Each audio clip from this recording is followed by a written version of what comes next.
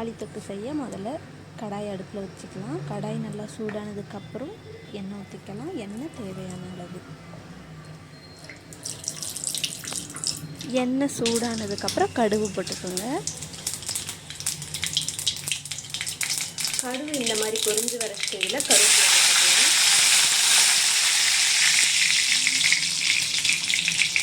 வெங்காயமும் போட்டுக்கலாம்.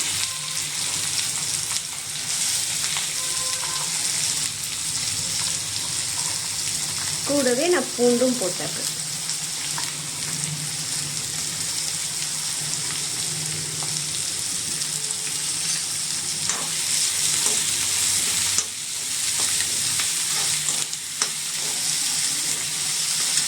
இது நல்லா வதங்கி வரட்டும். அதுக்குள்ளே நம்ம தக்காளி அரைச்சி கட் பண்ணிட்டு வந்துடலாம். வெங்காயம் நல்லா வதங்கினதும் பச்சை மிளகாய் போட்டுக்கலாம். கூடவே தக்காளியும் போட்டுக்கலாம்.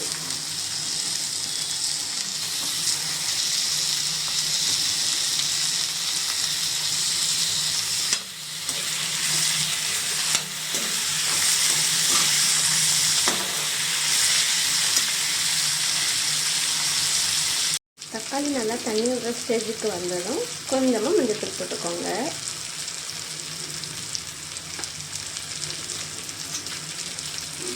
சில்லி பவுடர் தேவையான அளவு போட்டுக்கலாம்.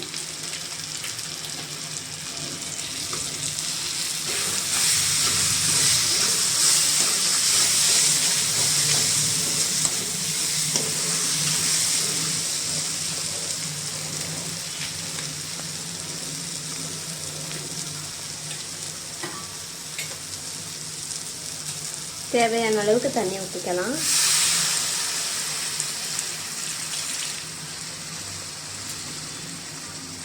உங்களுக்கு கட்டியாக வேணும்னா இது நல்லா கட்டியாக வர அளவுக்கு விட்டுருங்க.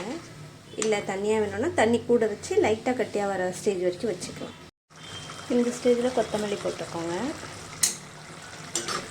போட்டுட்டு இப்போ ஆஃப் பண்ணிடலாம். அவ்வளோதாங்க. ரொம்ப ஈஸியான மெத்தடில் நமக்கு தக்காளி தொக்கு ரெடி ஆகிடுச்சு.